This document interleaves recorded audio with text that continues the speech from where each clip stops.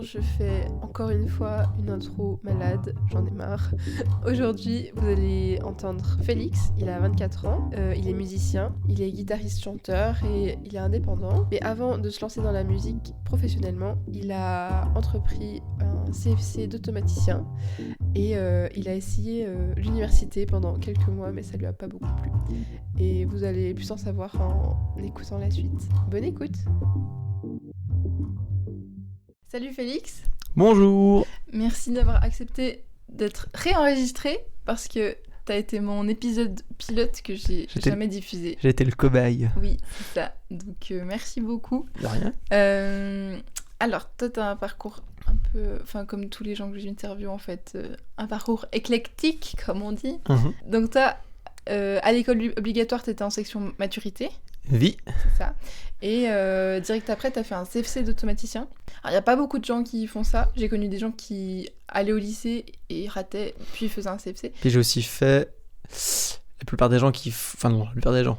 Il y avait pas mal de gens qui sortaient de la... Enfin, les gens qui sortaient de la maturité, qui faisaient un CFC, il y en avait quand même pas mal qui faisaient en fait le CFC avec la maturité technique directement. Moi, j'ai fait 100. Ok, donc t'as fait un CFC d'automaticien direct après l'école obligatoire. Sans la maturité intégrée. Ce qui est important parce qu'à l'époque, t'avais le choix. Tu peux faire 3 ans avec ou sans. Ok. Et généralement, justement, ceux qui sortaient de la matu, ils faisaient avec. D'accord. Et toi, petit glandu, tu n'as pas fait ça. Alors déjà, pourquoi t'es pas allé au lycée ? Est-ce que tu as pensé à un moment donné et tu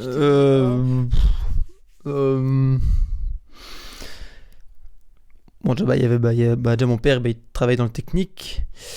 Ma mère, elle est infirmière, donc elle n'a pas non plus fait le lycée. Enfin, disons, ouais, je pense déjà, vu qu'il n'y a aucun des deux parents qui ont fait le lycée, il n'y a pas eu... Enfin, j'imagine qu'il y a peut-être des familles où peut-être qu'on te pousse un peu plus à y aller. Si on te...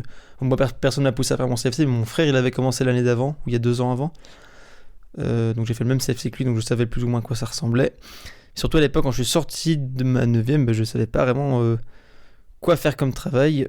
Et puis, je me suis posé la question avec mes parents assez vite fait, en regardant ce que mon frère avait fait, puis... Le lycée, il y avait... disons qu'en fait, c'était une formation de 3 ans, c'était technique. Puis du coup, en gros, en étant allé faire les portes ouvertes, etc., en ayant parlé avec des profs, et du coup, on discutait avec mes parents, c'est juste que concrètement, tu finissais ça, puis tu avais déjà un papier, quoi. Et c'était un peu plus concret dans l'immédiat que certaines autres choses, quoi. Même si je pensais pas faire... Enfin, je savais pas vraiment ce qui allait se passer, quoi. Si j'allais faire ça un jour ou pas, quoi. Mais... Et pourquoi sans matu ? Alors, sans la matu, c'est... Je pense que j'avais pas envie de me faire... Ouais, moi, j'avais pas envie de me faire chier avec ça à ce moment-là. Juste simplement pour ça, quoi. Je pense non, mais je me demande, parce que t'as quand même des facilités de manière générale à l'école et l'apprentissage, tout ça. Du coup, je me disais... je suis pas sûre que ça t'aurait changé grand-chose, mais... Ouais, ok. On s'en était rendu compte, en fait, au final, que quand t'es en matu, tu fais moins d'heures d'atelier, au final. Mais genre... presque un tiers en moins sur 3 ans, ce qui était quand même pas négligeable. Enfin, pas négligeable. J'ai pas fait ce métier j'ai pas fait CFC parce que je voulais absolument faire ce métier-là. Mais c'est vrai que c'est un peu flou de dire pourquoi j'ai fait ça. Mais je me dis que j'ai pas dû trouver grand-chose qui me plaisait à côté de ça. Puis j'ai commencé la musique, en fait, l'année où j'ai commencé, enfin, du coup, le même automne où j'ai commencé à faire mon CFC. Mais à l'époque, voilà, c'était pas du tout une question de... ça allait devenir quoi que ce soit de plus enfin oui, enfin tu as envie parce que t'es gamin, mais tu sais pas du tout à quel point ça sera sérieux ou pas. Donc même maintenant, j'arrive pas vraiment à dire pourquoi est-ce que j'ai fait genre ça plus qu'autre chose, mais je me dis que il me semble bien que c'était parce que c'était quand même quelque chose de plus concret. Et de pas avoir fait la matu, je pense parce que il y avait pas vraiment, je pense peut-être parce qu'au fond il y avait pas vraiment d'objectif ou bien de goal qui pressait à atteindre, qu'elle la matu ou pas, au final tu la feras après, avant, un an de plus, un an de moins. Mais je pense que moi, je vais quand même bien me rendre compte que ça allait me laisser plus tranquille pour faire mon CFC sans la faire qu'en la faisant. Puis effectivement, ça m'a quand même laissé pas mal de temps. Même si, enfin, je me rends pas compte à quel point ça m'aurait pris du temps en plus ou pas, mais c'est vrai que ceux qui faisaient la matu, ils avaient quand même l'air de... Enfin, certains, pas tous, mais ça avait quand même l'air de leur prendre du temps pour certaines choses, quoi. Ok. Après, il y avait quand même pas mal... On foutait... Ouais, j'ai quand même pas mal rien foutu, quoi, parce qu'il y a pas mal de cours de théorie qu'on aurait dû travailler chez nous. Enfin, la plupart, on n'était pas très très bosseurs. Enfin, ouais, bon. Je dois dire tout ça ? Oui. Ok. Je suis là pour ça aussi. Est-ce que tu arriverais à me donner un aspect positif et un aspect négatif de cette formation ?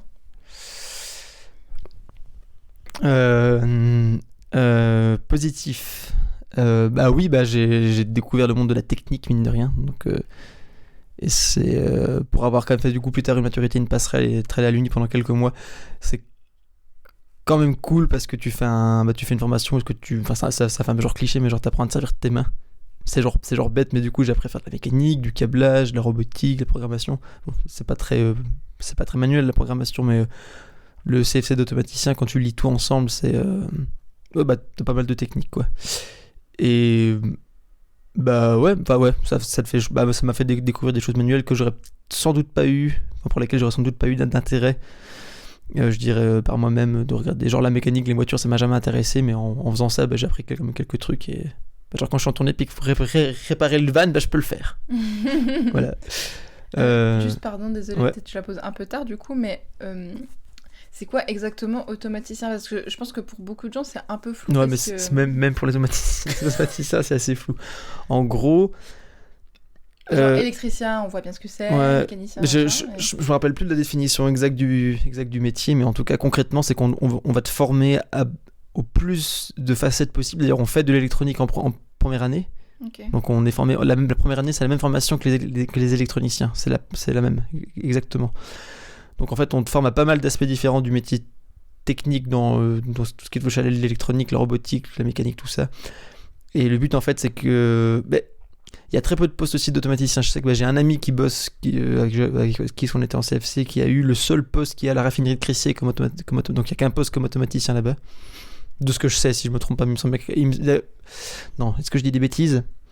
Non, la raffinerie de Crissier, c'est la seule entreprise de tout le canton de Neuchâtel qui propose une formation de CFC comme automaticien, tous les 3 ans. C'est la seule usine, quoi. Donc c'est déjà pas très répandu. Et c'est rare qu'on se fasse engager comme automaticien. Généralement, t'es engagé comme câbleur, comme programmateur. Mais après, c'est de base, que t'as pas le niveau d'un ingénieur, mais comme mécanicien, j'ai déjà dit, comme câbleur, je sais pas si j'ai déjà dit. Enfin bref, on voit plusieurs facettes. Puis du coup, t'es assez... T'es un peu l'homme à tout faire des industries. Mais j'imagine, ouais, t'es souvent engagé pour un truc précis, mais la formation, elle se veut très large, puis on voit beaucoup de choses, et puis ça fait qu'on est... Je pense pas qu'on soit très calé dans... Mais après, tu vois, je sais pas s'il y a des CFC de câbleurs maintenant, je sais pas si ça existe toujours, je suis pas sûr. Mais je sais que le poste, il existe, enfin, je sais qu'il y a des postes enfin, ouais, je sais qu'on cherche des câbleurs. Je sais que c'est un travail qui existe, mais... Ouais, en gros, ouais, l'homme à tout faire, mais c'est vrai que ouais, tu touches à plein d'aspects de la technique de manière générale, et puis voilà, quoi. Ok, bah merci. Et juste, du coup, l'aspect négatif de la formation? Ouais. C'était super. Non, mais c'était cool, on avait une bonne classe, bon, on était que des mecs. Bah, c'est vrai que c'est un domaine très masculin. On met des câbles dans des trucs. Puis les voitures, tout ça, la mécanique, voilà. J'en ai jamais rien à foutre des voitures, du coup, il y a toujours une sorte d'écart entre moi puis genre ce sujet avec toute la classe, parce que c'était... T'étais un peu le seul... je crois qu'on était peut-être moi, puis 2 ou 3, mais je dirais sur vraiment le noyau de la classe où j'étais très bien intégré, bah j'étais le seul à pas parler de ça. Après, on était peut-être 2 ou 3 dans la classe, mais qui n'étaient pas vraiment autant soudés avec le reste. Donc c'est très masculin. Moi qui aime bien le contact avec les femmes, bah ça me... Je sais pas si ça m'a manqué, mais genre quand tu t'en rends compte peut-être plus... Enfin, pas plus tard, mais genre quand tu le sais, c'est vrai que c'est très différent, je pense, du lycée, etc. Ou même du monde universitaire où t'as plus de mélange, quoi. C'est vrai que là, t'es qu'avec des mecs, quoi. Après, tu peux bien aimer ou pas. Non, mais ça, je dirais même pas que c'était un point négatif parce que ça m'a pas forcément dérangé, mais... Je sais pas, dans la structure des cours, est-ce qu'il y a un truc que t'as trouvé nul je sais pas vraiment si je pourrais trouver... Enfin, je sais pas, une branche que t'aurais préféré approfondir ou... Oui, il y a forcément pas mal de trucs que j'ai quand même pas aimé vu que c'était pas un truc où je voulais absolument travailler là-dedans, c'était pas un métier qui me passionnait plus que ça, mais je voyais qu'il y avait des bonnes choses à apprendre. Au final, après je sais pas, j'ai fait ça au CPLN, est-ce que CPLN il y avait des choses que je trouvais mauvaises?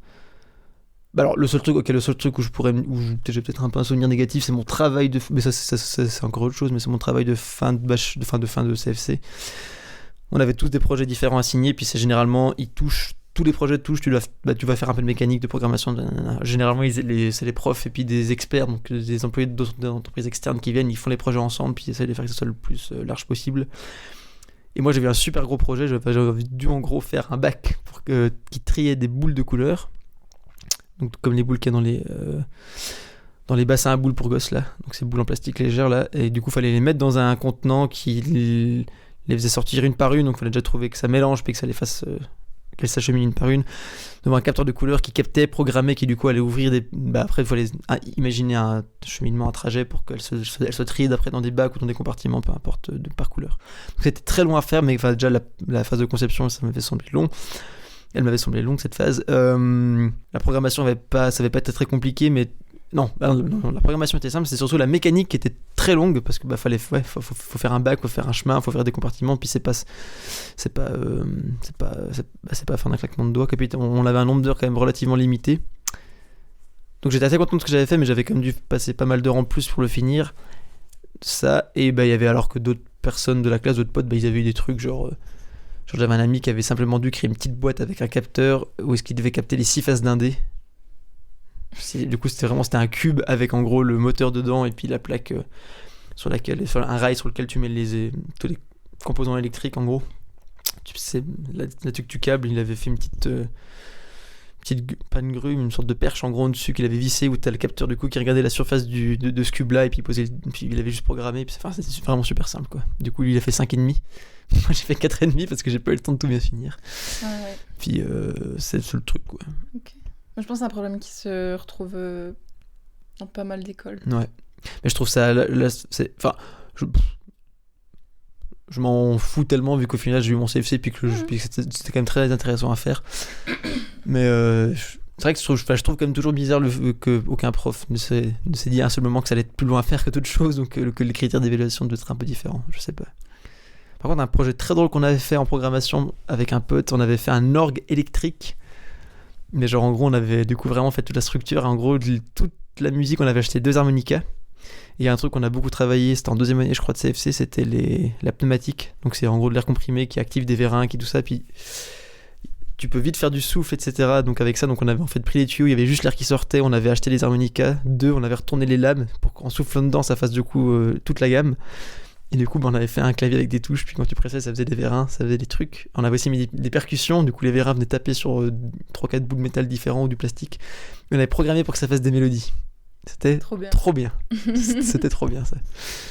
Donc globalement, t'as plutôt un bon souvenir de ton CFC. Ouais, c'était cool. Okay. C'était cool. Oh, ok, ça joue. Du coup, après ton CFC, t'as travaillé un petit moment en tant qu'automaticien. C'était pas en tant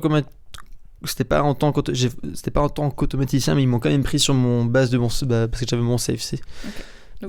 En industrie pendant 6 mois, c'était à Nivarox au Val-de-Rue, et mon travail consistait, il y avait une machine en fait, ils bossent pour les montres en fait, et ils faisaient des toutes petites vis pour les montres.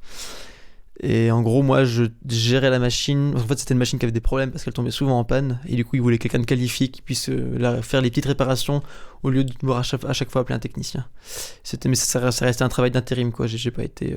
C'était genre 6 mois déterminés. Et quand je viens de me poser la question, est-ce que quand t'es arrivé et puis qu'on t'a expliqué ce que tu devais faire, tu t'es dit, j'ai aucune idée de comment ça se fait, ou tu t'es dit bah si en fait ça j'ai déjà fait? Oui, non, c'était dans le j'arrive pas vraiment à me rendre compte par rapport au monde universitaire ou au monde du lycée quand tu travailles et tout après, ou même d'autres formations quel boulot tu fais, mais c'est vrai que en tout cas ce CFC là, mais je pense que la plupart des CFC c'est tu pratiques vachement ton travail quoi. Après je pense que c'est le cadre qui peut vraiment changer parce que nous t'apprends en école avec des profs. Du coup tu rencontres, du coup tu découvres le monde de l'entreprise, les bons côtés, les mauvais côtés. Ouais. Non mais c'est juste me poser cette question parce que moi typiquement en conservation, ça m'est arrivé en stage de débarquer et puis qu'on me demande de faire un truc et puis là j'ai jamais fait ça.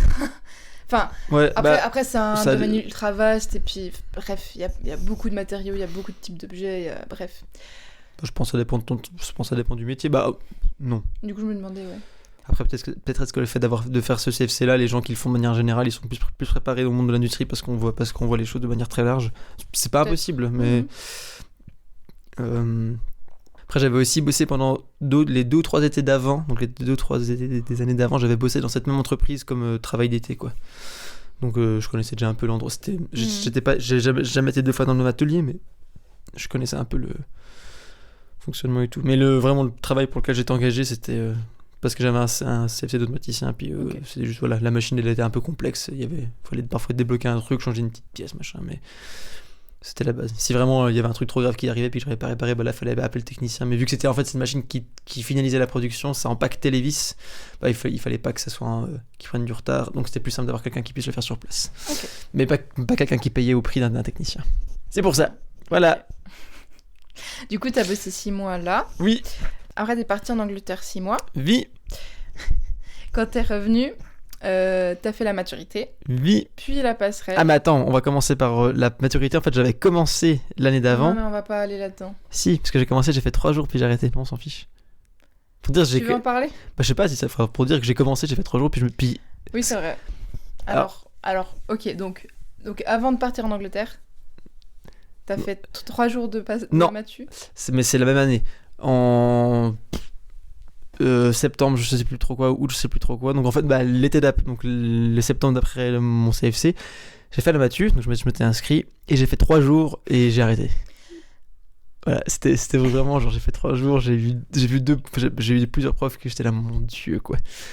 Puis, sachant que la maturité c'est vraiment que le côté scolaire, tu refais du français, de l'histoire, de tout ça, donc c'est très différent.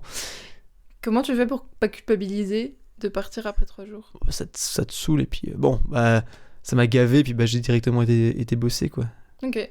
Enfin directement, j'ai J'ai arrêté. 3 jours de matu, puis après t'es allé bosser 6 mois à l'université. C'est ça, ouais. Donc okay. le jour d'après, bah, j'ai regardé pour postuler, bah, puis bah, il y avait un truc, puis bah, voilà quoi. Mais j'aurais sans doute fait autre chose, mais la décision de partir en Angleterre, elle est venue parce que quand j'ai commencé à travailler, bah, je savais pas vraiment exactement ce qui allait se passer, mais ça m'avait tellement gavé, puis au pire, ça aurait fait peut-être une année de pause, mais c'est juste qu'après 4-5 mois de travail, je me suis dit, ça me gave un peu quand même, puis bah, vu que là, je faisais de la musique, ça devenait un peu plus sérieux, je me posais un peu plus de questions, j'avais été jouer à Montreux.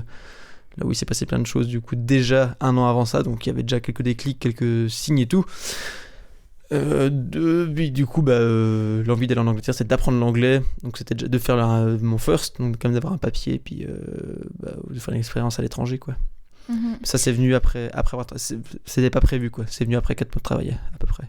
Ok. Parce qu'en fait, j'ai longtemps hésité. Entre quand tu commences un truc puis que t'es pas à fond direct dedans, peut-être faut persister et puis peut-être ça va te plaire après. Et en fait, avec le recul puis avec tous les trucs que j'ai fait, en fait j'ai l'impression que en fait si tu le sens pas, tu le sens pas. Et en fait j'ai pas beaucoup d'exemples même autour de moi où je sais pas, quelqu'un qui a commencé une formation qui était pas à fond et puis après en fait c'était génial. Bah on verra plus tard, mais l'Uni c'était exactement la même chose. Ah non, ok, donc tu dis qu'il a persévéré puis qu'il s'est rendu compte plus tard que c'était bien. Ouais, j'en connais pas. Donc j'ai limite envie de dire que en fait si tu sens pas un truc direct, mais casse-toi. Et en même temps c'est peut-être un peu la solution de facilité parce que effectivement il y a des trucs qui te font chier. Mais je pense que ça dépend du sujet, mais genre moi c'était une matu, donc c'est même pas un terme, c'est même pas un rayon d'études intéressant, c'est juste c'est un complément de ton CFC, donc c'est genre nécessaire si tu veux aller plus loin, mais c'est pas une étude je pense pas que c'est plus être une étude qui t'intéresse en elle-même, c'est de la culture générale quoi. Par contre quand tu rentres à l'Uni et que ça te fait chier, là c'est peut-être une question plus générale, parce que si ça te fait chier ça veut dire que les sujets que tu vois de base te font chier, donc ça me semble plus justifiable, alors que là effectivement un CFC, je pense que c'était plutôt une question de flemme que de chose quoi. Puis j'ai pas envie de refaire une année sur vraiment genre les bancs de l'école à l'ancienne quoi. Mais donc t'as fait tes 3 jours de matu, t'es allé bosser 6 mois, t'es allé en Angleterre 6 mois apprendre l'anglais. Ouais. J'ai fait mon first. T'as fait ton first. Et je suis rentré. Et quand t'es rentré, t'as recommencé la matu. Ouais, donc je me suis inscrit à la matu en mars, donc quand j'étais en Angleterre. Ok. Où tu t'es dit bon allez. Ouais. Enfin c'était. Bon, là, il y avait forcément un peu des questions avec mes parents. J'arrive pas à me dire si je m'étais déjà posé la question est-ce que j'essaie de faire que de la musique, je sais plus. Tu penses que c'était plus pour avoir un backup de faire la matu? Disons que c'était plutôt que. Bon, la question pour la musique, elle se posait déjà. Enfin, il y avait déjà du questionnement, mais c'était plutôt en mode j'ai fait mon CFC, puis j'avais pas envie de faire le lycée ni rien. Mais alors ça, je me suis rendu compte pendant l'année de matu, pardon. Mais en gros, ouais, disons que la matu, ça te complémente, puis ça t'ouvre des portes qui sont fermées, genre si t'as pas ton CFC, quoi. Donc tu t'es remotivé et... Oui, bah, ouais, j'ai pas eu tant besoin que ça de me remotiver, quoi. En même temps, j'ai vu que de bosser, ça m'allait pas du tout, parce que j'ai détesté le monde de l'entreprise que j'ai vu quand j'ai été genre vraiment employé, au lieu d'être genre ouvrier de vacances, ou très différent. J'ai vraiment détesté. Et du coup, t'as fait la matu puis la passerelle. Ouais, et c'est pendant la matu justement que je me suis rendu compte qu'en fait, vu que je savais pas comment ça allait se passer avec la musique au niveau du temps puis des études, puis que c'est un peu une question de manière générale, j'allais pas arrêter de tout faire tant qu'il y avait rien de plus concret derrière. Et c'est là que je me suis rendu compte qu'en fait, l'uni, ça me pourrait m'intéresser suivant les sujets, dont la littérature anglaise. Et en fait, je me suis rendu compte que pour faire ça, je devais faire une passerelle, du coup. Okay. C'est pour ça. Ça, je m'en suis rendu compte après quelques mois de matu. Ouais. Ok. Du coup, avant de parler de tout ça, juste... est-ce qu'à un moment donné, tu t'es quand même dit, ok, je vais vraiment faire automaticien, peut-être pas toute ma vie, mais au moins quelques années. Genre, je vais vraiment bosser. À aucun moment, tu t'es dit... même pendant ton CFC, c'était clair que... Je m'étais jamais posé la question, quoi. C'était... Okay. Si les choses s'étaient passées différemment, puis que j'avais pas fait de musique... Non, mais non, j'ai bossé pendant 6 mois, je m'en suis rendu compte, mais même quand je bossais, je me suis jamais dit que j'allais faire ça. Non. C'était pas le plan. Je pense que même sans m'en rendre compte, sans m'en rendre compte, je devais quand même inconsciemment me rendre compte que c'est pas quelque chose que je voulais faire ni rien, quoi. Enfin, que j'aurais voulu faire toute ma vie. Parce que pareil, le CFC, en fait, j'ai fait avec assez de légèreté, quoi. C'était bien comme ça, puis je savais que c'était peut-être que je sais pas si j'avais déjà du recul à l'époque de me dire que c'est que 3 ans, mais c'était déjà un CFC, après tu peux très bien refaire autre chose et tout, quoi. Genre c'est pas grave, quoi, si tu fais 3 ans, après tu peux faire un autre CFC suivant le domaine, ça, tu peux le faire qu'en 1 an ou voire en 2 ans. Enfin, il y a plein d'options possibles, quoi. Je pensais pas assez à l'époque, je pense, mais inconsciemment c'était quand même une étape parmi tant d'autres. Ouais, c'est ça, j'étais pas trop je vais être automaticien, mais bon, puis que j'ai quand même commencé de base parce que mon frère l'avait fait, mon père avait fait une formation très similaire, il bossait aussi dans la technique, et puis puis voilà, quoi. Du coup, la Mathus, c'était chiant. Ouais. Et la passerelle, toi, t'as fait la passerelle de 6 mois à Bienne. À Lausanne. À Lausanne. Bienne, c'est 1 an. Ah oui, je confonds tout le temps.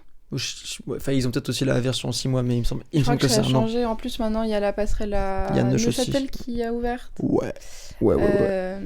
Toi, ça s'est passé comment, cette passerelle ? Très bien, quoi. Il y avait plein de gens... j'avais entendu dire que c'était assez dur. Genre, entre autres, ma mère qui avait, je crois, 2 collègues, leur fille avait fait, une avait raté, bref, blabla. En plus, c'est privé, c'est des passerelles privées, donc tu payes, de toute façon. Toi, elle a coûté combien, celle côté ? 6 000 francs. 6 000, ok. 6 000 balles par mois, quoi. Ouais. Et t'as un redoublement... Je crois que tu peux la refaire 2 fois, eux, ils t'offrent, tant que tu remplis certains critères, genre pas trop d'absence, pas de trop mauvaises notes pendant les travaux de semestre, ou qui sont pas du tout... qui ne comptent pas, parce que ce qui compte, c'est juste les notes d'examen, mais en gros... Ils te font un peu des pré-tests, quoi, pour voir si vous êtes bien préparé, si tu travailles bien. Puis je crois qu'en gros, si tu ne remplis pas tous les critères, si tu veux refaire, tu payes, quoi. Par contre, quand tu la rates 2 fois de suite, tu t'es radié, tu peux pas la faire. Donc, ouais, 6 000 balles. C'était en 6 mois. Donc, donc j'avais entendu dire que c'était assez dur. Quand tu arrives là-bas, les profs, ils te mettent aussi assez la pression. En fait, je me suis rendu compte qu'en fait, au final, c'est le cas parce qu'il y a... Enfin, c'est le cas. Non, moi, j'ai rien foutu pendant tout le truc. J'ai bossé pendant genre 2-3 semaines au début. Après, j'ai rien foutu durant tout le long parce que, au final, tu lis beaucoup les cours, t'as toujours les cours à disposition, donc tu peux même pas prendre vraiment de notes. Enfin, si en cours, mais c'est... Genre, en fait, c'est rendu assez simple au niveau du cours que les profs préparent, parce qu'en fait, il y a des gens qui viennent vraiment de tous les milieux, mais c'est majoritairement des gens... Enfin, c'est pas pour être dédaigneux, mais c'est des gens qui, justement, n'ont de base pas les capacités ou le niveau, ou n'ont pas fait le parcours scolaire pour aller à l'uni ou dans des autres écoles. Puis du coup peut-être que j'avais déjà de la facilité, enfin je sais pas, j'ai dû me rendre compte, mais vu que j'ai fait la maturité en 9ème et puis que ça se passe jusqu'en 9ème puis que ça se passait très bien, et puis que pour moi ça n'a pas été dur, j'ai pas mal de potes pour qui ça n'a pas non plus été dur, et puis vraiment quoi, j'ai juste bossé, j'ai beaucoup bossé quand même pendant les 3 dernières semaines pour rattraper ce que j'avais pas bossé, et puis pour réussir mes examens où j'ai fait des très bonnes notes. J'ai eu 5 de moyenne. C'est très bien passé. Ouais, non, ouais. Je crois que la majorité des gens qui font ça, effectivement, c'est des gens qui pourraient peut-être pas faire le lycée ou qui auraient de la peine à faire le lycée, je pense, c'est pour ça. Alors que toi, tu sortais de Mathieu et potentiellement t'aurais fait le lycée assez facilement. Ouais, je pense. Enfin, en tout cas, j'aurais comme plein de potes, quoi. J'aurais, je pense, largement eu les capacités, quoi. Du coup, je pense que c'est pour ça qu'il y a quand même un certain nombre. Enfin, il y a un taux d'échec qui est quand même. Qui est pas non plus énorme, mais genre, il y a plus. Comparé à d'autres formations, c'est une moyenne plus grande. Et les profs mettent vraiment en garde. Après, pareil aussi, peut-être parce que du coup, t'as peut-être des éducations différentes suivant les parcours scolaires que t'as fait, puis peut-être que du coup, t'as moins appris à te concentrer en cours. Enfin, j'en sais rien, quoi. C'est vrai que là, pendant la mature en secondaire, peut-être que ça te dérile plus à être attentif en cours et tout, je sais pas. Mais enfin, là, ça fait, je pense que tu peux vite partir dans des genres théories de genre de classe sociale et tout, mais genre, c'est genre, mine de rien, c'est genre assez ça, quoi. Enfin, je suis pas géologue ou bien sociologue, mais non, mais même ça toi, se voit, quoi. t'as été comment? T'as été influencé par son environnement social aussi. Quand tu dis que ton père était dans la technique et ta mère avait... Oui, sans doute. Bah du coup, toi, ça te paraissait plus naturel de faire un CFC que d'aller au lycée. C'est que t'étais aussi influencé par ton environnement social. Ouais, donc... comme j'ai dit avant, sans doute, mais je pense plutôt que c'est qu'ils m'ont pas du tout mis la pression ni suggéré d'aller au lycée. Alors même si effectivement, alors ma mère, machin, t'as les capacités, blablabla, mais genre, j'ai jamais été forcé de le faire ou quoi que ce soit.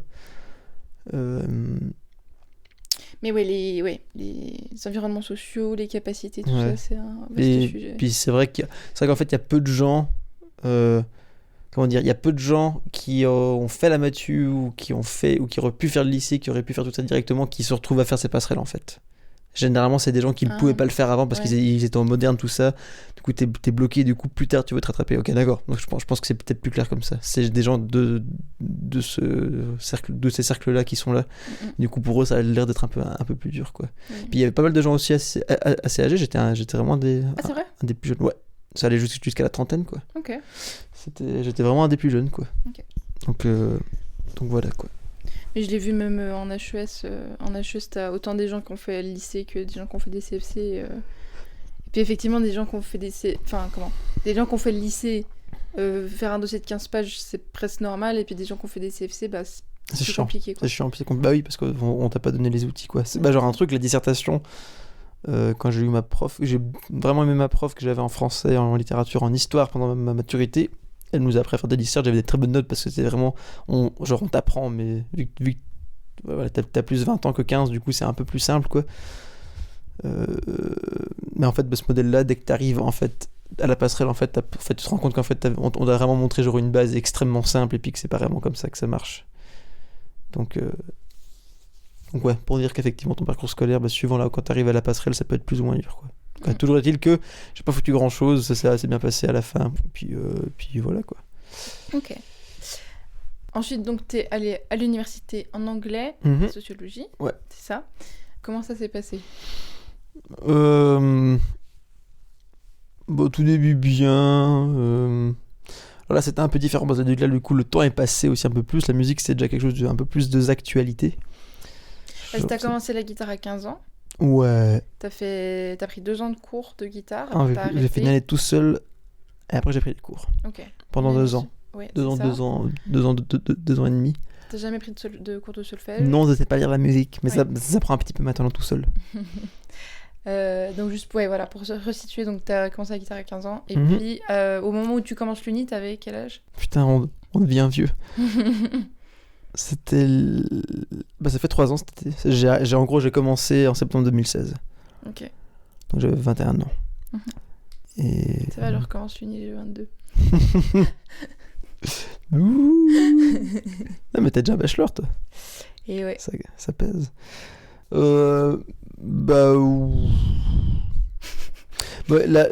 donc j'ai commencé à faire de la musique à 15 ans, de la guitare. J'ai commencé à chanter quelques années plus tard.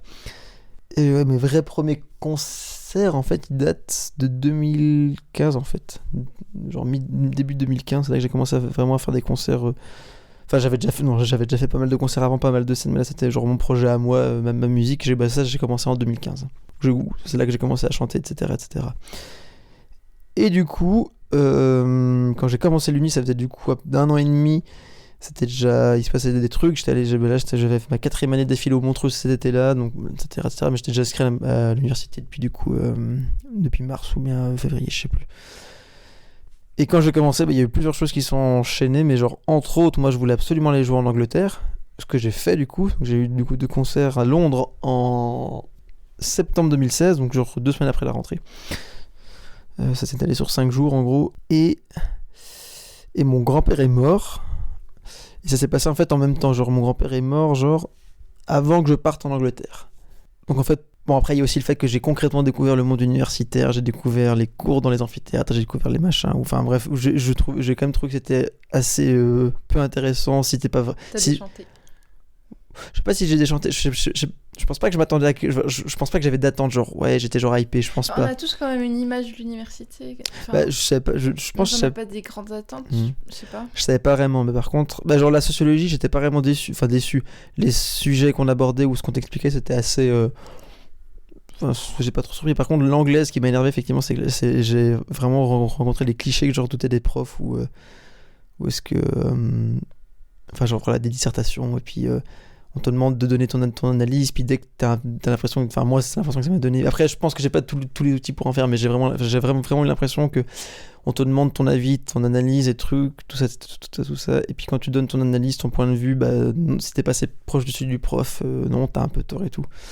Même si depuis, il y a un Thibaut, un pote qui m'expliquait qu'en fait, c'était peut-être le terme que je comprenais mal. Genre, on te demande pas de donner ton analyse, on te demande d'analyser ce que l'auteur lui-même veut dire, quoi. Puis vu que c'était vraiment de la littérature, genre poésie et tout ça, vieux texte Shakespeare, machin, bah voilà. Mais quand même, quoi, ouais, mais je pense que c'est comme plein de choses dans la vie, c'est comme la musique. J'ai jamais voulu faire d'école de musique. Je me dis, c'est peut-être comme la littérature anglaise. Si genre j'adorerais la poésie anglaise. Bah, j'aime beaucoup la poésie anglaise. D'ailleurs, j'ai beaucoup aimé les vieux textes d'anglais que j'ai lus. Maintenant, je passe plus de temps à genre écrire des morceaux puis à lire des morceaux de musique. Mais si genre j'avais un intérêt très prononcé aussi pour la littérature anglaise, peut-être que j'aurais préféré apprendre ça tout seul que d'aller faire ça en cours, quoi. Parce que peut-être que après voilà, il n'y a pas non plus beaucoup de débouchés à étudier la littérature anglaise, tu finis prof, quoi. Ou bien linguiste, mais tu pousses vraiment ça plus loin, quoi. Pourquoi t'as jamais voulu aller en école de musique ? Parce que j'ai toujours trouvé la contradiction extrêmement profonde entre le fait de devoir développer toi-même genre, ton univers et puis que bah, déjà je pense que t'as pas besoin. Genre en plus maintenant, je ferais encore plus de nos jours, parce que tu trouves tout ce que tu veux mais absolument tout ce que tu veux sur internet, en plus même gratuitement, quoi. Si tu cherches un peu, tu trouves tout. Donc une école, elle va rien t'apporter de plus. Si, il y a forcément des choses il y a du pour et du contre dans l'un et l'autre, mais genre je trouve que ce qu'une école peut t'apporter, si t'es motivé et puis que tu travailles, tu vas le trouver seul, quoi. Les trucs concrets, je peux dire maintenant que je trouve comme avantage à faire une école, c'est que tu crées un réseau, parce que tu vas croiser du coup d'autres musiciens, tu vas rencontrer des profs qui souvent sont des professionnels, donc qui bossent dans le milieu, qui ont des contacts, t'as accès souvent à du matériel que tu peux peut-être pas te payer toi, genre des très bons instruments, des très bons logiciels, on te montre des choses peut-être aussi que tu gagnes du temps. Mais vu que ça reste mine de rien un monde créatif, bah c'est un peu genre con, mais j'ai des exemples de musiciens, mais c'est aussi l'exemple pour moi. Parfois, quand tu commences à faire la musique, puis que tu te découvres toi-même ton univers musical en découvrant un instrument ou bien en découvrant la musique de manière générale, bah il y a plein d'influences et il y a plein de codes qu'on te met pas en tête, quoi. Et faut quand même pas croire, mais quand on te Peut-être que maintenant les codes changent de plus en plus parce qu'on commence à créer des cursus de musique actuelle, mais en tout cas dans les cursus de musique standard, bah, tu dois te foutre des trucs dans la tête, et puis je veux dire c'est con, mais je veux dire ça va rester, quoi.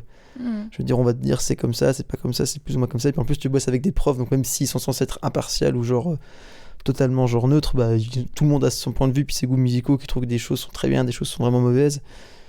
Puis, bon, après ça dépend peut-être aussi de la personne. Non, du style.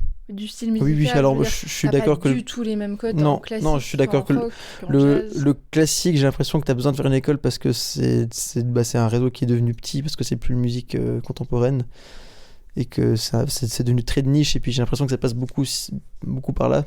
Enfin, en tout cas, c'est un savoir qui se transmet par l'école, ou peut-être que c'est resté depuis très longtemps, c'est de la même manière. Enfin... de manière scolaire, je sais pas, bref, ça je sais pas vraiment. Par contre le jazz, je pense que t'as besoin, là il y a plein de musiciens de jazz qui sont autodidactes, d'ailleurs c'est peut-être d'ailleurs ceux qui ont vu les univers les plus riches, les musiciens de manière générale, ils sont autodidactes, quoi. Bon, après ça veut dire qu'il faut avoir un fond créatif suffisamment fort pour que tu puisses en faire quelque chose, quoi. Puis une motivation de travailler, puis de vouloir aussi faire enfin tu vois, il faut que tout seul puis au fond, puis qu'il se passe quelque chose. Mais le jazz, je pense quand même qu'il y a besoin, puis que c'est en tout cas très utile, parce que c'est une musique tellement riche, puis tellement large, et tellement complexe que... Et très technique.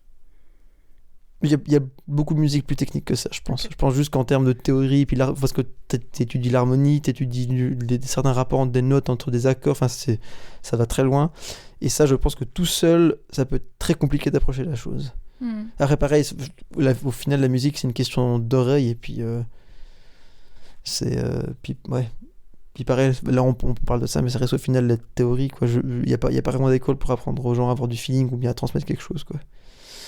Puis bon, après, je pense de manière générale, il y a des gens autodidactes et il y en a qui sont pas... Enfin, quand je parle avec Quentin qui a appris le japonais en 8 mois tout seul, puis qui me dit que c'est facile, ben peut-être, mais faut quand même avoir le... Moi, je pense que tout le monde peut... Je pense que la plupart des choses... Enfin, ça fait peut-être genre grand philosophe, mais je pense qu'il y a... Non, mais la plupart des choses, tu peux les faire tout seul. Il suffit d'une chose, c'est d'avoir envie. Dès que tu traînes un poil les pieds au fond de toi, bah... Après, il y a des contraintes, etc. Mais genre, si on parle pas de travail, si on parle d'apprentissage, puis de se cultiver, et puis de vouloir achever quelque chose qui...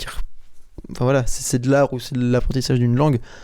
Si tu as envie toi-même de le faire, bah, ça va aller très vite. C'est comme dire, le CD qu'on vient d'enregistrer, celui qui m'a coaché pour les accents, c'est un anglais.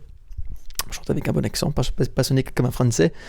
Et bah, il vient de Hull, il est prof de langue à Neuchâtel depuis qu'il a 25 ans, anglais et allemand.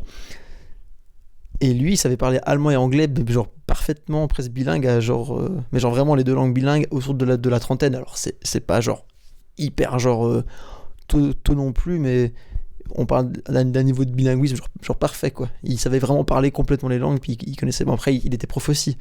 Mais il m'a dit quand il a dû apprendre, quand il était très jeune, c'est autour de ses 21 ans, parce qu'il a fait, je crois, son premier stage ici à 22 ans, à la Chaux de Fonds pendant une année. Il m'a dit que c'était allé hyper vite parce qu'il avait envie, quoi. Puis je sais pas, il y a pas genre de mystère. Donc la musique, c'est pareil, quoi. Enfin, il y a une sorte de confort quand on le met dans une école, tu vas finir avec un bachelor et tout, en plus en sachant que le monde de la musique c'est tellement sauvage, quoi. C'est pas du tout c'est pas parce que tu fais un papier que tu vas travailler quelque part après, quoi. Peut-être dans un orchestre ou comme prof, mais si tu veux faire de l'art puis vivre de ça, bah, c'est un peu une jungle, quoi. Mais ouais, il n'y a pas d'école pour apprendre à être créatif, quoi. Je pense que c'est surtout du travail sur soi-même, quoi. Après, toutes les contraintes, elles viennent pas de la musique, elles viennent du monde musical, quoi. Mais faut que ça soit en relation avec les gens, de gérer un agenda, gérer des choses financières, enfin voilà, quoi. Choses financières plutôt. Mais la vraie première raison de ne pas vouloir faire une école, c'était parce que je voulais pas être formaté, puis je trouvais que j'avais largement de quoi faire tout seul, puis assez de motivation pour développer mon truc. J'ai plutôt bien réussi. Je crois. Donc du coup, t'as fait l'uni en anglais sociaux, ton grand-père est mort, t'es allé à Paris, après t'es allé en Angleterre faire tes concerts, t'es revenu et t'avais raté... En gros, 3 semaines de cours. 3 semaines de cours, et là tu t'es dit... Alors là, en fait, je me suis dit, ça fait un peu beaucoup, puis quand je me suis rendu compte de ça, il y a eu une espèce de démotivation en mode... Est-ce que j'ai vraiment envie de me faire chier à rattraper 3 semaines de cours, prendre toutes les... Et en plus, je m'étais rendu compte Pardon. Et en plus, je m'étais rendu compte qu'il y avait un cours, j'avais en fait mal lu mon horaire, et en fait, je crois que c'était genre une fois toutes les 2 semaines. En fait, non, c'était chaque semaine. Et puis, j'avais raté la première fois. Donc, j'étais là, ok, j'ai que raté la moitié, donc je suis allé du coup la 4e semaine en gros. Du coup, j'avais raté en fait 3 cours sur 4. Enfin, bref. Puis, du coup, là, j'étais en mode, c'est le pompon. Ça me gave. Et en gros, j'en ai parlé à mes parents. J'ai parlé à mes parents, est-ce que je peux arrêter s'il vous plaît, et puis faire que de la musique. Puis ils m'ont dit oui, vas-y, c'est le moment et tout, vu que j'étais allé jouer en Angleterre. Et là, ce qui s'est passé, c'est qu'à partir de là, janvier 2017, pendant 1 an, je suis allé jouer chaque mois à Londres, en faisant 3-4 concerts chaque mois, pendant la bonne semaine, quoi. J'ai fait ça pendant 1 an. Ok. Comment tu passes de... je fais de la guitare dans mon coin chez moi à 16 ans à je vais jouer en Angleterre tous les mois Des couilles. Non mais c'est un peu con comme question parce que oui on sait qu'il faut se construire un réseau, faut un peu se bouger et tout, mais je pense pour le commun des mortels ça reste très abstrait je pense que dès que tu es dans un domaine puis que tu passes du temps à analyser comme ça se passe, puis où sont les opportunités, puis où sont les endroits clés, enfin ce qu'il faut faire, que tu te rends vite compte, puis la musique, tu te rends vite compte que l'Angleterre c'est la plus grande place en Europe pour la musique. du coup, c'est quoi la plus grande ville d'Angleterre? C'est Londres.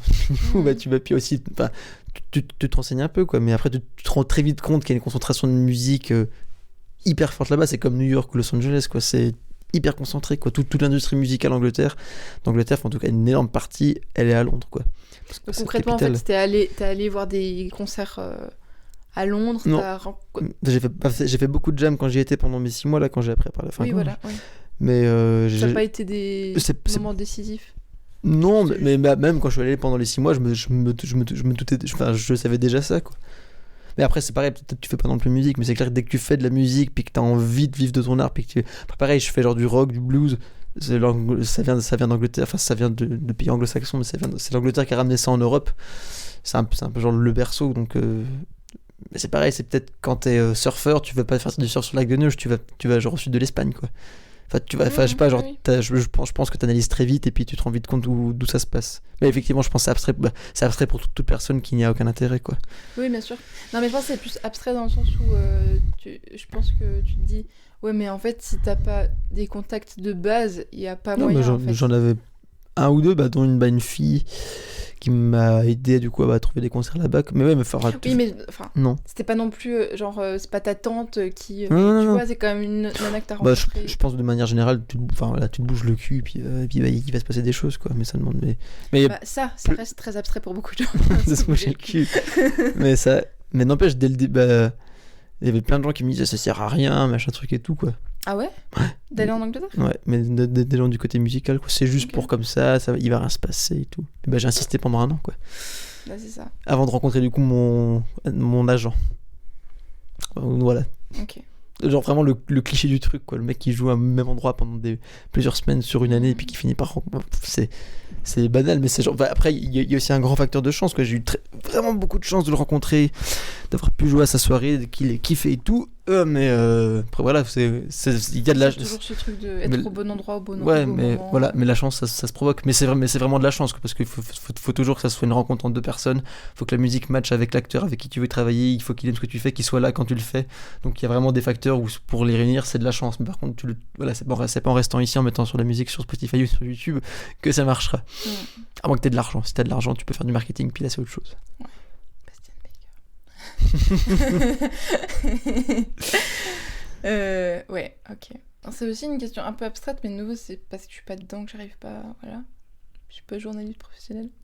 Dans quoi est-ce que tu dois mettre le plus d'énergie pour devenir musicien indépendant? Genre maintenant ou tu me parles depuis le début? Dès le début, c'est quoi le truc où vraiment tu... Est-ce que c'est toi, tu dois vraiment travailler ton instrument? Est-ce que c'est justement aller trouver des gens j'ai fait plein de choses. Je pense que quand même au nombre d'heures rapportées, je passe quand même, j'aurais à la fin de ma vie quand même passé majoritairement un nombre d'heures à travailler puis à faire de la musique quand même. Ça reste quand même le point de la guerre, mais okay. le nerf de la guerre. Mais à moitié. Mais l'autre truc, mais après c'est aussi par phase, quoi. Genre là maintenant, j'ai de la chance parce que je suis en train de... Il y a beaucoup de choses que je faisais tout seul. Mon père, il m'a beaucoup aidé aussi depuis le début. Maintenant, ça avance. Dans l'organisation au tout début, le premier truc qu'il faisait, c'était que quand je jouais en Suisse, j'ai fait beaucoup de jam et d'aller sur des scènes libres. Tu peux juste dire ce que c'est une jam? Une jam, c'est en gros une scène ouverte. Tu es avec des musiciens, puis du coup, tu improvises sur des morceaux ou tu reprends des morceaux célèbres. Et puis, donc voilà. tu peux y aller... C'est une scène ouverte, quoi. Okay. Donc tu peux y aller tout seul, puis tu vas prendre une guitare, puis il y aura quelqu'un que tu connais pas qui est à la batterie, puis vous faites un truc. Ouais. Et puis... Voilà, là, il faut avoir le minimum de bac. Ça demande quand même d'être un petit peu... J'étais pas excellent quand j'y suis allé, rien que ça, je débutais et tout, mais la musique improvisée, puis la musique que j'écoute, le rock, enfin, je sais pas, genre Pink Floyd, Hendrix, tout ça, la musique que j'aime, l'improvisation, ça a toujours été une grande part dedans. Donc ça a toujours été assez naturel d'en faire, puis de travailler ça. Mais en tout cas, c'est quelque chose où tu as besoin d'être au moins un petit peu dedans, dans l'improvisation, puis dans l'écoute pour comprendre comment ça se passe, quoi. Du coup, ça j'en ai fait beaucoup. Du coup, mon père, j'avais 15 ans, donc il me conduisait à gauche à droite, quoi. On a fait ça pendant quand même 2-3 ans, quoi. Vraiment de genre juste Zurich jusqu'à Genève, quoi. Vraiment partout, quoi. Mais c'était cool. On est même allé une fois à Paris pour un soir, quoi. Un soir. Ah ouais. C'était cool. En voiture. En voiture. 5 heures d'aller, 5 heures de retour, rentrer à 6 heures. Mais c'était trop bien, quoi. C'était pour une jam aussi? C'était pour une jam. J'avais été invité par un gars que j'avais rencontré à Montreux qui était parisien. Enfin, anglais, mais qui vivait à Paris, quoi. Montreux, comment t'es arrivé à Montreux? on va vachement en arrière. Mais ça dérange pas qu'on fasse ça, qu'on revienne vachement en arrière? Non. Moi, je dis. Ok. On a dit que c'était. Mais c'est juste parce que là, j'ai pas encore fini de parler du premier truc. Non, mais moi ça me dérange pas, c'est juste que. Du coup, je sais plus du coup de quel sujet est-ce que je parlais là pour me dire les jams. Là, je t'ai dit. Non, ce qui prenait du temps. Plus d'énergie, tu veux que je finisse ça ou pas? Ouais, vas-y. Après, tu me poses la question de Montreux si tu veux. Ouais. Et du coup, c'est par phase, mais genre. Au tout début, en tout cas, c'était clairement la pratique de l'instrument. Maintenant, je pratique moins, je joue, je compose. La composition maintenant me prend beaucoup plus de temps. Maintenant aussi, ce qui me prend beaucoup de temps, c'est l'administratif. Mais vu que le temps passe, puis que ça se professionnalise, puis que j'ai trouvé un agent, donc j'ai plus besoin de moi de me décarcasser pour trouver des dates en Angleterre. C'est plus simple, j'ai une personne qui le fait pour moi. J'ai un agent de presse, donc j'ai pas à me faire chier à contacter tous les médias en Angleterre, etc. En Suisse, pareil, j'ai aussi une équipe de gens qui se mettent avec moi, qui m'aident, qui font ça par pur intérêt parce qu'ils aiment vraiment, ils aiment l'univers musical. Je pense qu'ils m'aiment moi en tant qu'artiste aussi. Je pense que personne, ils me kiffent. Et du coup, ils veulent m'aider parce que pour eux, je vais pas non plus dire que c'est un rêve, mais genre je pense que ça les touche, puis ça les fait très envie. Bon, c'est des gens beaucoup plus âgés que moi qui ont entre la quarantaine et la cinquantaine, donc je pense que ça leur fait très plaisir de travailler avec un artiste dont ils aiment bien la musique, j'imagine bien la personne, et puis c'est cool quoi, ça fait une activité qu'ils veulent faire dans leur vie quoi. J'imagine. Du coup, donc j'ai une structure qui se construit de plus en plus autour de moi, qui se professionnalise. Du coup, là, actuellement, il y a une personne pour tout ce qui est plutôt côté administratif, mail, correspondance, etc. Donc, qui va probablement venir rejoindre l'équipe. Ouais, donc, ça fait aussi une chose que j'aurais de moins à faire. Donc, parce que ça, c'était quelque chose de la dernière année qui était assez prenant. L'organisation, quoi. Vu que là, par contre, on était enregistré notre CD à Los Angeles. Alors que l'organisation, vu que j'ai pas de manager, l'organisation était. Enfin, ça m'a pris des. Ça s'est étalé sur des semaines, des mois, et c'était extrêmement prenant puis stressant parce qu'il faut gérer tous les musiciens, tous les acteurs, les ingénieurs, les producteurs, les studios, faut tout faire, et c'était plus l'argent. Forcément, c'est vite beaucoup de choses quoi. Donc c'est un peu par phase, puis je pense que d'ici 6 mois ou 1 an ça sera d'autres choses, et puis mais le but en tout cas à terme c'est d'arriver à ce que ce soit la musique qui prenne que du temps quoi. C'est pour ça par contre t'as besoin d'arriver vers une structure dont avoir un label, ce que moi je cherche à. J'ai refusé plusieurs propositions, puis je cherche à trouver un truc qui me corresponde, puis qui ait des ambitions similaires et qui comprenne où est-ce que j'en suis. Et ça, je voulais le faire avec ce nouveau CD qu'on a enregistré, quoi. Donc c'est vraiment du petit à petit, puis suivant les périodes, suivant les phases et les positions sur l'échiquier, les préoccupations de temps principales, chronophage, ça change, quoi. Oui. Voilà, quoi. Puis de trouver un label qui te la met pas à l'envers, quoi. C'est ça. Et c'est dur, hein. Oui. On se rend pas compte. C'est surtout qu'il y en a plein. En fait, souvent les petits qui sont vite intéressés, ils ont pas les moyens, ou ils vont pas t'amener toujours. Enfin, parfois il y a des petits labels qui ont des gens très compétents qui bossent avec eux parce que c'est des passionnés, ou parce que ils ont un peu de temps pour ce petit label-là, et du coup ils ont un très grand réseau, ils ont une très bonne motivation, ils ont une très bonne connaissance de leur milieu ou de la sphère. Du coup, ils vont très bien faire marcher les choses. De manière générale, ça reste limité, donc ça t'amène pas très très loin, puis parfois c'est d'ailleurs même du travail que tu peux faire toi-même quoi. D'ailleurs, pour dire, genre mon père qui gère deux festivals, qui veut booker des artistes, c'est déjà arrivé qu'il envoie des mails, il voit les artistes en concert, il adore ce qu'ils font, il leur demande leur carte. Souvent du coup eux qui ont des petits labels en Suisse, parce que ça se passe en Suisse ou ce qui fait ces festivals, ils disent à mon père du coup de les contacter par l'agence, et les agences répondent jamais, alors qu'il y a aucune proposition de cachet ni rien. Puis ça, je me dis, si l'artiste le sait, ça fait peur quoi, genre c'est pas du tout professionnel quoi. Tu donnes suite quoi. C'est chaud. C'est chaud, c'est super chaud quoi. Parce que d'ailleurs, en sachant que mon père il parle avec les artistes avant, parce que je veux dire c'est petit, donc il parle avec les artistes de manière personnelle, et ils disent oui, ils regardent déjà la date, ils sont oui, je suis dispo, je réserve et tout, regarde avec l'agence, et l'agence ne dit rien du tout. C'est là pour son festival en novembre, il y avait un gars qui vient de Fribourg qui voulait prendre Sacha Ruffieux, Sacha Love, le nom de son groupe. Et ils ont déjà discuté de toutes les modalités ensemble, du cachet, de la date et tout, c'était ok. Et du coup, il a dit confirme tout ça avec mon agent, enfin avec le label. Rien quoi, rien, aucune réponse. Du coup, il sait pas quoi. Non, du coup, il a booké quelqu'un d'autre, ouais. Ouais, du coup, il a booké quelqu'un d'autre. Ouais. C'est hyper chaud, franchement. Donc oui, du coup, c'est pour ça qu'il faut faire attention de voir avec qui tu bosses. Et quand c'est trop gros, t'as un peu le risque, genre si c'est gros, c'est bien, parce que si t'es une des priorités, il y a beaucoup d'argent, il y a beaucoup de visibilité. Par contre, dès que si t'es pas une priorité, t'es un peu voilà, puis vu que c'est une vraie entreprise, et puis c'est particulier comme monde où très vite les gens sont virés, ils sont repris, c'est genre les R&R, je sais plus comment on dit en anglais, je connais plus le terme, en gros c'est en anglais, mais en gros c'est ceux qui, je crois que c'est A&R, c'est ceux qui, c'est Artist Relations, c'est ceux qui signent les artistes. Eux, c'est des postes où ils changent, ils partent, ils changent, ou bien ils se font virer, genre tous les... c'est un grand jeu de chaises musicales. Du coup, bah, tu peux te faire signer par un mec et il part après 6 mois. Du coup, le mec qui vient, bah, il t'aime moins que celui d'avant. Du coup, bah, t'as plus d'argent qui est mis. Puis du coup, là, t'as des risques assez réalistes puis assez gros de te retrouver mis de côté, quoi. Du coup, c'est un peu de trouver la juste balance puis de trouver un contrat qui correspond. Donc, du coup, on m'a déjà approché, j'ai déjà refusé. Puis parce que là, j'avais les moyens, j'avais les contacts et ce qu'il fallait pour faire cet enregistrement en Amérique.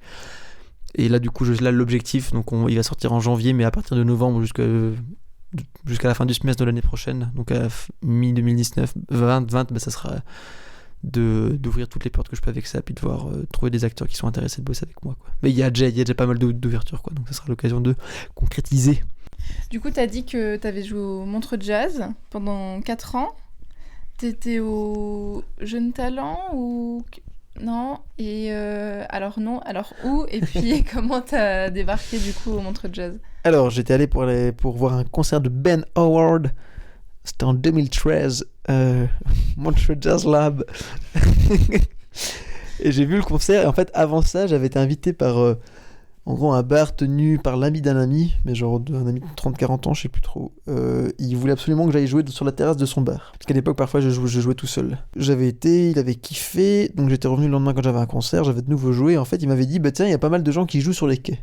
Donc après le concert ou avant le concert, j'étais allé voir. En fait, du coup, c'était vraiment par hasard, en regardant comment faire pour jouer sur les quais du Montreux Jazz, donc près du port, parce que moi, le concert devant le bar, c'était à la gare de Montreux. Bah, en fait, j'ai vu qu'en fait, il y avait des jams au Montreux Jazz Club. En fait, ils avaient réinstauré ça sous demande de... Donc c'est l'année où Claude Nobs est mort, donc j'ai jamais rencontré Claude Nobs, mais c'est du coup, il voulait...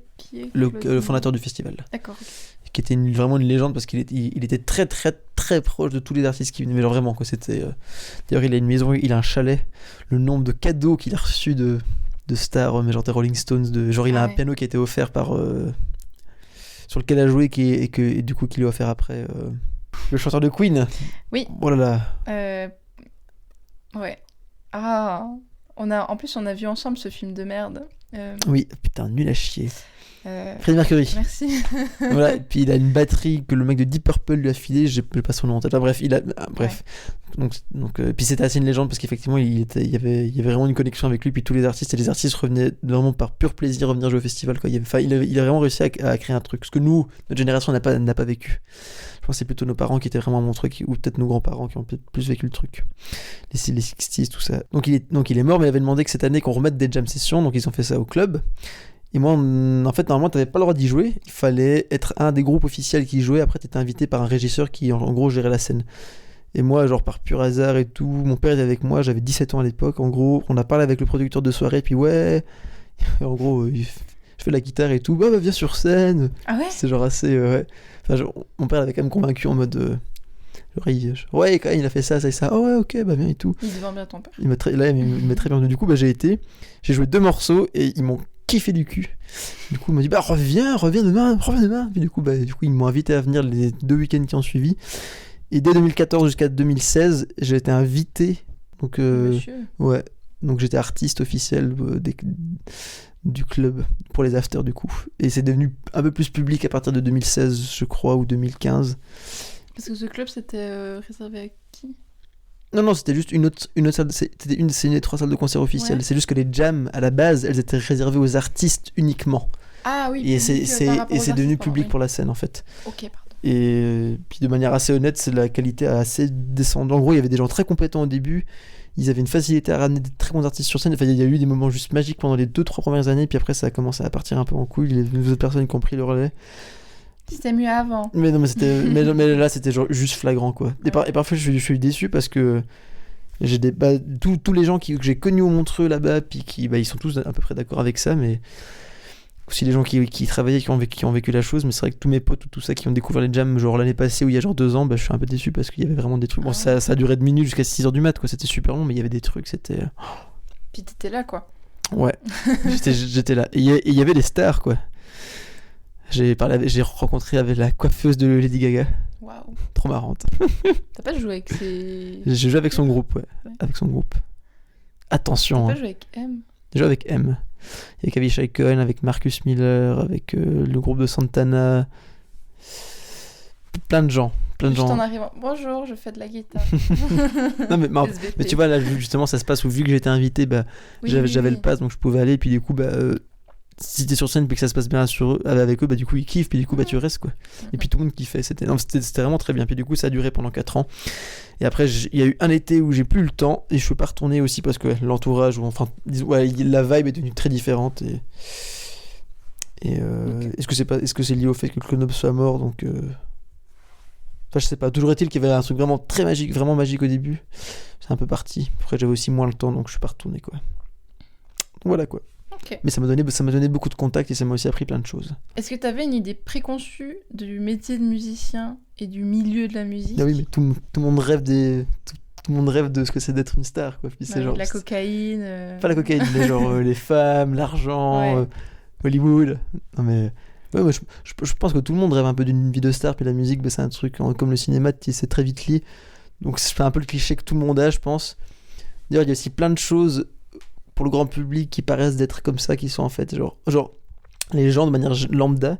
Si t'es pas dans la musique, si tu peux adorer la musique, si t'es pas genre intéressé au monde concrètement comment ça se passe, t'as l'impression qu'il y a que les stars qui existent, alors qu'en fait t'as genre les stars tout en haut, tout en bas t'as genre les choses qui ne traverseront jamais la brume parce que c'est pas assez bon, parce qu'il n'y a pas le travail nécessaire qui est fourni, parce que c'est pas cette persévérance, parce que ça dure pas assez longtemps. X raisons, mais entre les deux, t'as une énorme plage, t'as une énorme t'as un énorme étage en fait de tous les groupes qui sont en fait pas du tout des stars, mais qui gagnent leur vie de ça parce que bah Oui, il y a des musiciens qui roulent en Ferrari alors qu'on n'a jamais entendu parler d'eux. exactement. Mais ouais. on se rend pas compte. Non. Genre pour dire, ça, c'est une belle anecdote. Shazam, l'application. Shazam. Sachant qu'il n'y a pas il y a de loin, c'est toutes les musiques qui sont sorties de manière officielle, donc c'est-à-dire signées sur au moins un label ou sur quelque chose d'indépendant pour qu'elles soient genre released, sorties de manière officielle.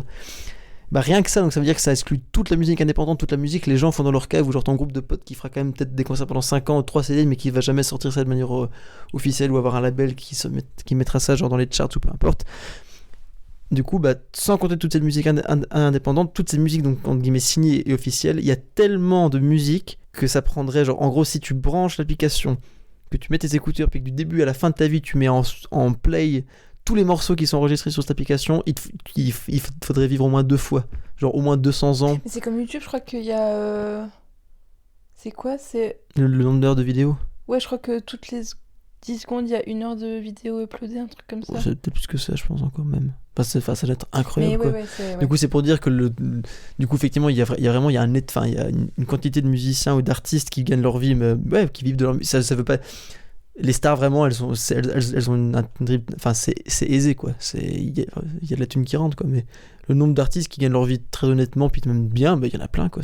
Mais qui sont pas des Ed Sheeran. Non, et c'est juste que tu t'en rends pas compte parce que parce que je pense que c'est déjà moins rêveur quoi. Donc puis c'est pas rendu marketing quoi. Du coup la question était donc je pense que le cliché que j'avais un peu en tout cas quand j'étais gosse, c'était clairement le cliché de la rockstar, et du coup t'avances puis tu te rends compte qu'en fait ça marche différemment, qu'il y a d'autres moyens de faire, et puis tu te rends compte aussi qu'est-ce qu'il faut pour arriver à ce point d'être une rockstar. Il faut beaucoup de chance, mais il faut aussi correspondre à des critères du moment. Il faut mine de rien beaucoup vendre son cul parce que tu te retrouves vite tu deviens un produit. Oui c'est ça, mais t'es de toute façon un produit parce que quoique plus ou moins. Prince, je trouve que ça n'a jamais été un produit parce qu'il avait une personnalité tellement forte, il a fait sa musique de manière très indépendante et puis ça a marché. Et de nouveau, c'est notre époque. Oui, mais quand même, genre à l'époque, fallait pas croire, mais genre il y a déjà plein de groupes qu'on a oubliés et puis qui ont fait un single puis qui ont juste fait ça de leur vie mais qui ont cartonné avec ça. Mais on retient des artistes comme genre Hendrix et tout, mais genre les Bee Gees, c'était un produit quoi. C'est de la super musique, mais c'était genre l'identité elle était hyper forte quoi. Hendrix était déjà complètement, je trouve c'est un bon exemple parce que c'est quand même assez vieux. Ou genre Pink Floyd quoi, genre ça dépassait genre un certain cadre quoi. Mais non, je pense qu'il y a toujours eu ça. Mais même du coup, si t'as envie d'être genre moi je trouve que quand je vois Rihanna, je me dis où est-ce qu'elle en est, puis en ayant vu des interviews ou des bouts d'interviews de moments où est-ce qu'elle exprime des opinions etc., ça se voit qu'elle veut elle veut être là quoi. Je sais pas comment dire quoi. Puis t'arrives vite dans un milieu qui peut être très vite malsain, ou de gens qui sont là que par intérêt, ou que c'est que du business quoi, c'est que de la thune, puis toi t'es quand même un être humain, t'es au milieu, t'as ton art, mais quel compromis tu veux te faire avec toi-même par rapport à quel point tu vas te vendre, à quel point tu vas accepter le compromis. Et quand t'es à ce niveau-là, souvent il y a un peu de ça quoi. Du coup, en attendant de t'acheter un yacht, Comment ça se passe l'argent en étant musicien? Alors, ça se passe bien quand même depuis 2 ans, parce que maintenant, avec la notoriété que j'ai acquise depuis le fait que je joue en Angleterre, en Allemagne, en France, en Suisse allemande, en Suisse, je pèse que j'aille enregistrer en Amérique, tout ça, il y a une certaine notoriété qui fait que du coup, je peux maintenant demander des cachets, demander des cachets qui sont décents, voire bien. Ce que tu peux pas toujours faire, parce que du coup, quand on me propose un concert, je peux dire oui ou je peux dire non, ou mon prix c'est ça, et puis donc ce que je pouvais pas faire avant, ou ce qui n'est pas facile de faire en tout cas dès le début. Donc ça se passe plutôt bien comme de ce point de vue-là depuis 2 ans. Du coup, il y a de l'argent qui rentre, mais après, pour l'instant, vu que justement il n'y a pas encore de structure comme un label derrière, ça fait qu'il y a un pic que je m'arrête pas à juste faire des concerts puis de gagner de l'argent, puis que dont l'enregistrement que j'ai fait en Amérique, il y avait le but que ce soit une très bonne qualité, puis qu'on s'entoure de gens très qualifiés puis talentueux pour faire quelque chose de vraiment intéressant. Ça coûte de l'argent, et vu qu'il n'y a pas encore de label ni d'investisseurs, de mécènes derrière pour poser les thunes comme ça, mais du coup ça demande de l'investissement personnel. Du coup, c'est ce qui se passe, c'est que pour l'instant le rythme ou la manière de procéder au niveau de l'argent, c'est qu'il y a quand même de l'argent qui rentre, mais l'investissement que ça demande pour être en fait mine de rien indépendant maintenant, et pour aller dans une direction que je veux, que je préfère cibler, ça me demande qu'en fait je réinvestisse cet argent que je gagne, quoi. Et c'est vrai que si je devais m'assurer, parce que je vis toujours chez mes parents, mais si je voulais m'assurer du coup un train de vie en mode il faut que je paye tout de base et tout, je devrais en fait sacrifier le fait que non, je vais pas m'offrir ça pour l'enregistrement, ou je vais pas faire ça pour la tournée, ou les tournées non, parce que les tournées, la première m'avait coûté de l'argent, maintenant j'en gagne, donc c'est différent. Mais voilà, disons qu'il y a certains investissements, tu peux toujours mettre plus ou moins d'argent, t'as le choix, quoi. Mais du coup, en faisant certains sacrifices, ça fait que je peux plus en mettre là-dedans. Du coup, ça, voilà. Là, en l'occurrence pour l'enregistrement, du coup, une meilleure qualité, des meilleurs techniciens avec qui on a travaillé. Du coup, au final, même pour le marketing, quoi. Est-ce que du coup de prendre 5000 balles pour partir en vacances, je les investis dans le. Ça te fait des bonnes vacances. Ouais, 5000. Non, mais c'est un exemple. Du coup, 5000 francs, au lieu de les prendre pour toi, tu le dépenses dans du marketing. Ça sera de la répercussion sur une année où tu vas peut-être choper plus de concerts, des meilleurs cachets. C'est ça. Du coup, pour l'instant, c'est un peu une phase comme ça, parce qu'effectivement, je gagne de l'argent, il y a de l'argent qui rentre, mais il y en a quand même pas mal qui sort, et c'est surtout l'investissement que je redonne de ma poche pour ça. C'est quand même conséquent. Après, je suis devenu indépendant depuis ce début d'année. Donc voilà, c'est déjà créé son entreprise, et puis la musique, c'est juste un milieu particulier, parce que voilà, c'est la musique, quoi. En résumé, tu pourrais ne plus vivre chez tes parents, genre largement. Oui.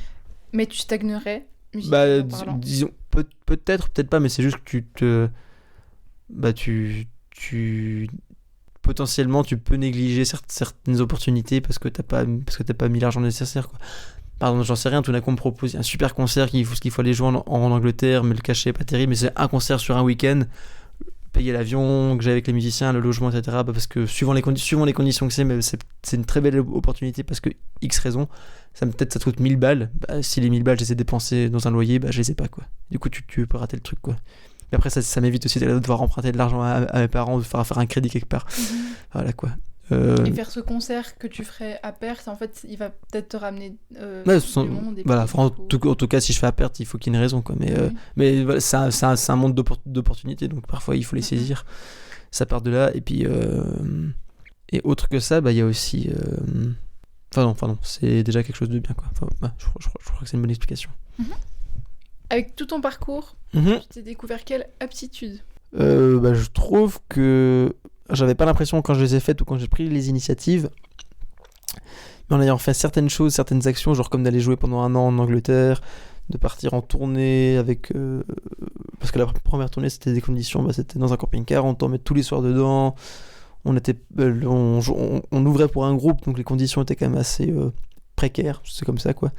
Mais c'est quand même des trucs où tu te dis, genre moi je me disais non, mais je pourrais encore me bouger le cul 10 fois plus que ça, mais c'est juste qu'avec du recul je me rends effectivement compte que de loin tout le monde ne fait pas ça. Donc, je sais pas si c'est une aptitude, mais du coup je me suis rendu compte qu'en fait dès que ça m'intéresse, puis que je trouve qu'il y a que ça va me servir, que c'est une bonne opportunité, puis que ça va faire avancer ma carrière au final, en fait je me suis rendu compte qu'en fait il y avait pas mal de sacrifices ou d'efforts que je faisais, mais sans vraiment les calculer, quoi.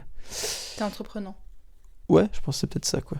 Pour ce qui me plaît, c'est comme genre l'enregistrement, quoi. J'avais pas du tout mesuré l'investissement que ça prendrait de tout organiser, mais en fait, au final, alors c'était assez stressant puis très prenant, mais au final, j'ai jamais râlé sur le fait qu'il fallait le faire, quoi. Puis après, même l'enregistrement, on a bossé avec un ingé son qui a une grosse histoire, qui a bossé vraiment avec des grosses pointures, donc. Mais je me suis jamais dit à aucun moment, enfin j'ai pas eu peur, quoi. Mais par contre je savais que ce serait un gros challenge parce que il serait très exigeant, puis bah il faut pas perdre la face devant, puis bah il faut assurer, quoi. Mais ouais, du coup bah voilà, là-dedans, quoi. Puis que il y a plein de choses où je me dis que ça aurait pu me déranger de les faire, en fait ça m'a pas du tout dérangé de les faire parce que bah voilà, c'était lié à la musique, quoi. Puis que ça me faisait avancer. Et à contrario, quelle inaptitude tu t'es découvert? J'arrive pas à dormir avec quelqu'un qui ronfle à côté de moi. Ça, je m'en suis rendu compte. Non, c'est une inaptitude. Je me répète quasi à chaque interview, mais alors, à chaque fois, les gens, ils ont plus de peine à trouver leur inaptitude et je trouve ça chouette. Ouais, non, mais c'est... Parce que j'en ai des inaptitudes, mais que j'ai trouvé... Tout ce qui concerne, en tout cas, le travail administratif, les mails, tout ça, machin, j'ai quand même un peu de peine avec ça. Enfin, forcément, je me suis... beaucoup amélioré, mais j'aurais beaucoup d'efforts à faire là-dedans encore pour être très performant. Après, voilà, j'ai pas envie d'être secrétaire, ça m'intéresse pas trop. Je sais pas. Ça peut être une inaptitude, hein, de pas avoir d'atome crochu avec l'admin. Ouais, j'ai découvert que j'ai pas d'atome crochu avec l'admin. C'est pas après aussi inaptitude, le mot genre il est fort, quoi. Ouais. Je sais pas. Par contre, ce que j'ai découvert du coup en avançant dans la musique, puis en devant gérer de plus en plus de choses, c'est que l'humeur artistique et créatif, il est en fait très étroitement lié à ce que tu fais en termes d'activité. C'est vrai que plus je fais de travail qui n'est pas musical, moins j'ai envie d'en faire. Moins j'ai envie de faire de musique, quoi. C'est assez, en tout cas, moi, pour être à l'aise et bien, soit comme le studio, j'ai besoin d'être dans une situation genre intense, puis du coup, t'es complètement dedans, puis tu lâches pas, ou alors d'être plutôt détendu, puis que ça soit assez chill, puis du coup, là, je peux me plonger sans souci dans mon truc, quoi. C'est peut-être ça, quoi. Alors que je sais qu'il y en a certains qui n'ont pas de soucis avec ça, quoi. Je sais pas si on peut parler d'inaptitude, peut-être. Je sais pas vraiment, quoi. Donc j'ai découvert des points faibles puis des points forts, quoi. Est-ce que tu aurais des reproches à faire au système scolaire et universitaire? Scolaire depuis le début? Ouais. Alors je trouve que pendant la maturité, les profs de manière... Ça, je n'en ai pas parlé, mais j'avais pas tilté avant, mais c'est vrai que de manière assez générale, tu fais la matu, pour les profs, c'est un peu normal, tu vas faire le lycée. C'est genre... Pardon, alors quand t'es en section maturité... Ouais, pardon, parce qu'il y a la matu et la matu. En secondaire, pendant la section maturité, pour les profs, c'est un peu automatique, tu vas faire le lycée. On m'a jamais parlé de faire un CFC. Aucun prof m'en a parlé. Bah, j'ai interrogé beaucoup d'universitaires, on a tous le même... Par rapport à ça? Ouais, la même remarque, c'est que quand on est au lycée, c'est l'uni, quoi. Après le lycée, ah ouais, ok, ouais. Après, sur le CFC, non, parce que c'est très précis, je trouve, et c'est assez ouvert. Et l'université, j'ai pas fait assez longtemps pour me rendre compte, même si de manière générale, j'ai l'impression que ça a l'air d'être compliqué pour pas mal de branches ou bien de personnes, au final, de concrétiser ça en travail plus tard, quoi. Ça a pas l'air d'être très clair ni évident pour tout le monde, quoi. Genre, je me dis, ceux qui font genre de la sociologie, genre tu deviens sociologue, mais je pense que ça se court pas les rues, quoi. Bah, après, tu peux sans doute bosser. Ça se trouve, après, tu vas continuer tes études, tu feras d'autres choses, puis tu seras spécialisé ou tu auras un petit background en socio, puis ça sera très utile. Pour apprendre, c'est très bien. Mais c'est vrai qu'après, pour ramener ça au terme concret du monde du travail, après, j'ai pas été dans très très longtemps, encore une fois, mais j'ai l'impression que parfois, ça a l'air d'être un peu flou, puis pas facile pour tout le monde, quoi. Alors qu'à l'inverse, les CFC, t'apprends un travail, quoi. Dernière question. Si t'avais de nouveau 18 ans, qu'est-ce que tu ferais? Je largue mon ex avant qu'elle me quitte. Si j'ai 18 ans, je pense pas que je changerais grand chose parce que je trouve que j'ai quand même bien fait des choses. J'ai fait des choses. Je me suis assez challenging au final. Je suis pas resté les bras croisés. Mais je pense que si j'avais le savoir que j'ai maintenant à 18 ans, je pense que j'aurais travaillé pendant un an, puis j'aurais peut-être, dès mes 19 ans, avec l'argent que j'aurais peut-être économisé, j'aurais pu partir pendant une année en Angleterre avec des plans plus précis. Mais enfin, vraiment, en même temps, c'est totalement fantaisiste parce qu'effectivement, toutes les connaissances que j'ai, je les ai acquises en étant parti, quoi. Mais ça aurait été... Ouais, peut-être pour gagner du temps là-dessus, puis au final, ma maturité et puis ma passerelle, ça, je pense, c'est toujours un background, je pense, utile. S'il se passe quoi que ce soit, je peux toujours rebondir Et puis, donc c'est jamais perdu, quoi. Mais peut-être que du coup, si tout se passe bien dans ma vie, puis que j'arrive vraiment à faire de la musique, puis que quand ça continue à avancer comme ça avance, j'aurais peut-être du coup jamais effectivement besoin de bosser là-dedans, quoi. Mais bon, là c'est spéculé, donc on ne sait pas. Par contre, j'y pense avant que j'oublie. Oui, ça c'est une question que tu m'as pas posée, mais qu'est-ce que j'aurais fait si la musique n'avait pas marché? Ou genre, quel serait mon plan de repli? C'est vrai. Je peux dire que si la musique ne marche pas, je me vois pas travailler comme automaticien, mais je me vois très facilement reprendre des études. Il y a genre un truc duquel genre je rêverais de faire, je pense que ça serait de bosser dans des réserves animales. C'est genre, Oui, c'est vrai. c'est complètement à l'opposé. Et je vais t'offrir ça un jour. Je vais t'envoyer un mois en Afrique du Sud. Pas en Afrique du Sud, apparemment c'est chaud pour les blancs, mais. Mais vétérinaire, non, je pense ça, mais j'aime beaucoup les animaux. Je me dis que ça serait genre complètement à l'opposé, mais ça serait un truc, je pense, humainement qui pourrait être très. C'est fort, puis c'est très différent, quoi. C'est loin de tout ce monde de musique ou de trucs qui sont parfois très chiants. Mais pas vraiment, quoi. Ça c'est vraiment l'opposé. Ou sinon, ça serait vraiment de faire. Je pense que sinon, je ferais un travail où je me retrouverais. J'arrive pas à dire si je voudrais d'abord si je ciblerais un travail, du coup, des études plutôt qui m'amènerait vers un travail où je privilégie l'aspect financier ou plutôt l'aspect tranquillitude et puis ou pas, quoi. Tranquillitude, Ouais. qui est dans le dictionnaire, Mhm. évidemment. Ah ouais, dans le mien en tout cas, ça y est. Vous l'avez juste pas lu. Mais toujours est-il qu'en tout cas, je ferai pas automaticien, je ferai des études. Bah, merci beaucoup. De rien. Et c'était très cool. Très décousu, mais très cool. Des bisous. Des bisous. Merci beaucoup d'avoir écouté cet épisode, j'espère qu'il t'a plu. Si c'est le cas, tu peux t'abonner pour ne rater aucun épisode. Si tu veux m'écrire, tu peux laisser un commentaire sur YouTube, m'envoyer un message sur Instagram ou Facebook, ou à l'adresse mail mesetudesmesdoutes-et-moi@gmail.com, tout attaché. Rendez-vous dans 15 jours pour le prochain épisode. Salut!